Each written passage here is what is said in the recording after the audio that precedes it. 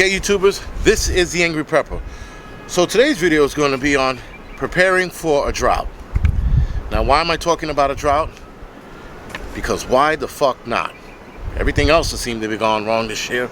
Might as well talk about some shit that is likely to happen to a lot of you in different states. Now, while I was walking around New York City the other day, it was I don't know, it was just hot. The heat just felt weird to me, and I was like, man, I think we're gonna have a drought this year. So why not talk about preparing for a drought?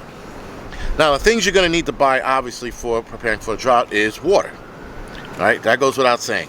You're gonna have to buy bottled water, food grade water containers, water barrels, and probably a couple of filters. Especially if you're using those water pitchers for filters, you're gonna need a lot of those. And also something called a water bob. I'll show you a picture of what the water bob looks like. This is what a water bob looks like. It holds about 100 gallons of water in your tub. You can make your own bin, if you will, and fill that up with water as well, and put the water bob in that. And then you can have as many water bobs as your home can fit. You live in an apartment, you're only using your bathtub, but that means you are out of a bathtub. Now, if you have a tub and a shower, obviously you still can take a shower. But if you have, like my apartment is a bathtub / shower, once I use that, shower's out of the game. We're gonna have to be taking pigeon baths, if you will. So, why are we preparing for a drought? Well, we've seen a drought in different parts of the United States, or actually the part of the world, around the world. So why not get prepared for this drought? Why not talk about it? Because 2020 has so far been a fucking stellar year, guys. I mean, Jesus, this year is one hell of a year, and it's only gonna get better. It could only get fucking better. Rain collection. So now, collecting water. Those of you who have water barrels in your backyard, your side yard, you're gonna collect rainwater. Sorry, that's gonna be one of your alternative methods to water. If you have a well, you should be good to go.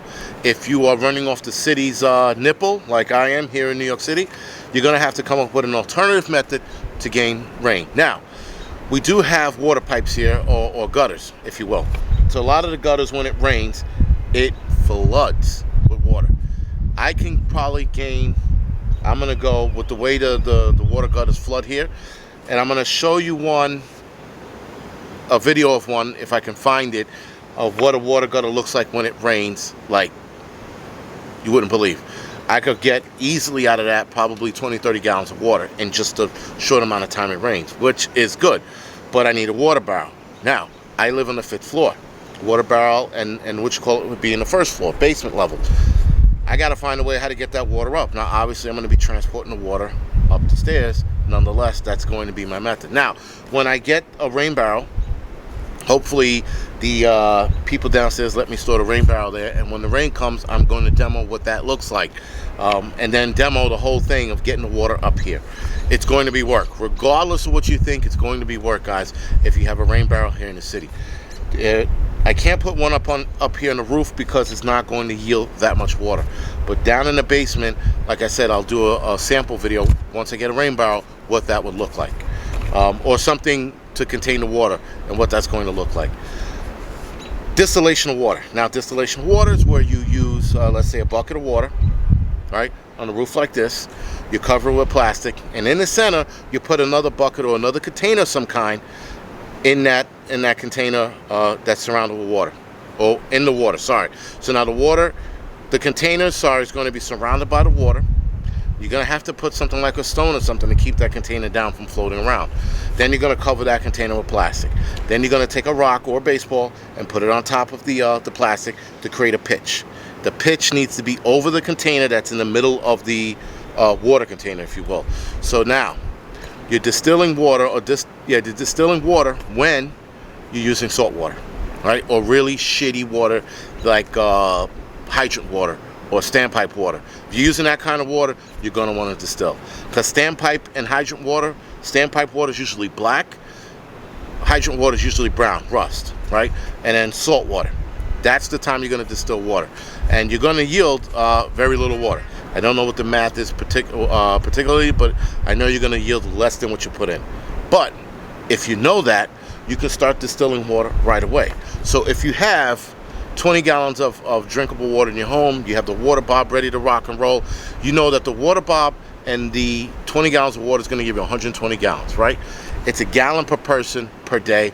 In some cases, if you can afford the space, 2 gallons per person per day. If you know that you're going to need to start distilling water, don't wait till you get down to 5 gallons of water. Start doing it immediately and adding that water to the supply water you already have. As you know, this is going to be the long haul. You know the water is going to be shut off for a long period of time. I would start distilling water immediately. Guys, that is going to be work. But nonetheless, it's work you have to do, especially if you live here in the city. All right, guys, so this is the Angry Prepper. Thank you for watching. You can like and subscribe to this channel and this only channel. And you can also follow me on Facebook, Instagram, Tumblr, and Twitter. All right, guys, thank you for watching.